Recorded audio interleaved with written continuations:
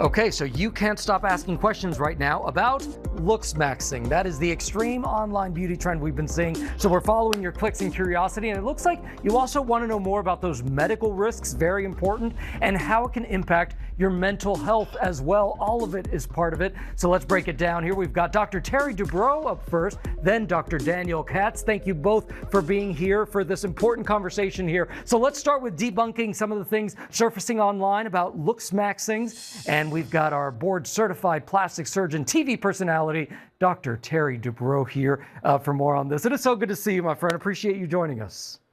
Great to see you. This is the craziest topic ever, but it's huge and it's everywhere. It is everywhere. I see it every time I open up my phone. So people, they want to know what looksmaxxing actually does. Does it really work? Can you do it safely?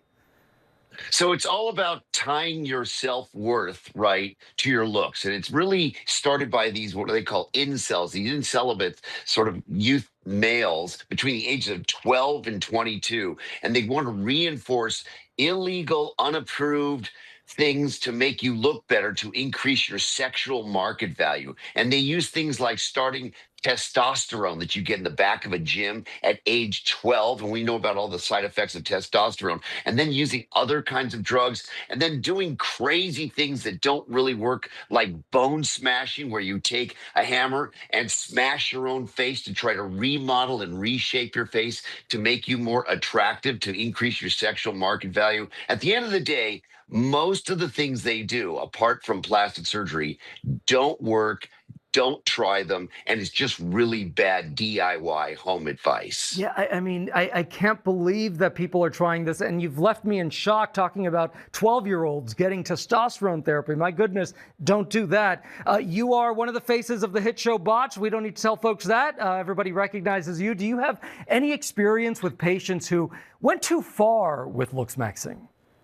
So I do have a lot of experience with it, because what they do is they'll get unapproved substances. People will actually go to hardware stores and plumbing supply stores and get caulking material, put it in syringes, and inject it in their own face as if it's approved medical filler. And of course, what that does is it initially gives you some filling, but your body overreacts to it and forms concrete nodules to it. I've had a lot of experience with it. I fixed a lot of it. It's incredibly difficult to fix. It's not something you want to do. And by the way, if you see your kids, your young boys at home, getting into looksmaxxing and starting to follow clavicular, focus very carefully, because they can go down a path that's irreversible. Yeah, and we're going to talk about the mental health impact in a moment here, because that's such a part of this. What are the risks that people should be cautious of? So most of what they're doing is using illegal things like steroids or amphetamines or other ridiculous things that they've sort of made up to try to make themselves look better, be more muscular, less body fat. And a lot of that has to do with these unapproved peptides that you can get online. So the dangers are, you don't know what they're injecting, you don't know what they're taking, you don't know how pure it is. And when you do these things like steroids when you're very young, you can end up with permanent side effects like infertility for the rest of your life, incomplete development, short stature, liver failure. This is some really serious bad things that these people are recommending. You've got to stay maximally away for it. Now, I am in favor of trying to look and feel your best to be healthy, but your purpose in life as a young male should not be to focus on those little perceivable things that you can do to make yourself look better. You should focus on things that give you purpose and character. Become an expert. Women and people you're interested in will like you more if they respect you. Focus on being a better human. Absolutely. A better human, no doubt about it. Can we talk for a second about peptides? I know, Doctor, they used to talk a lot about GLP-1s. Those are different. Those are regulated in a different way. We're talking a lot about these that a lot of people are, quite frankly, ordering from China.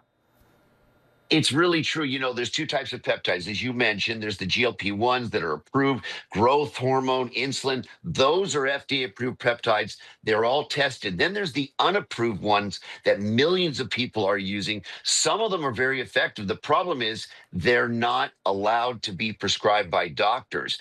So people are getting them in the black market, the gray market. Most of them are coming from China. Okay. You don't know what's in them.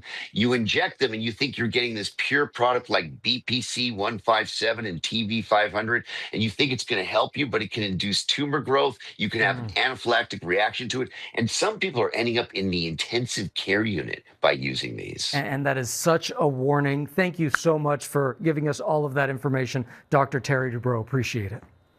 Thank you. Thank you. So let's turn now to clinical psychologist Dr. Daniel Katz, because we've been talking about the mental health side of this. So Dr. Katz, good to see you. So what's top of mind for you when you're thinking about this looksmaxxing craze and the impact it can have on people's mental health and image? Yeah, like the doctor was just saying, it can be a really tough thing. I think there's, of course, a line between who doesn't want to look better, who doesn't want to improve their appearance, right? But when it crosses a line to complete obsession, where someone starts basing their entire self-worth around how they look, it can really do damage. It can do damage to self-esteem.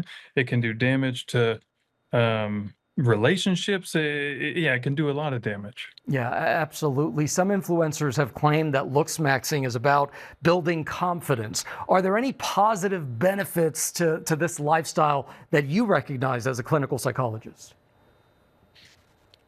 There's certainly positive benefits of exercising in a healthy way, right? Of taking care of yourself, of having skincare routines, right? That kind of thing is helpful and healthy. The concern is when it becomes a complete obsession. Usually with these folks, it switches into something that we call body dysmorphic disorder.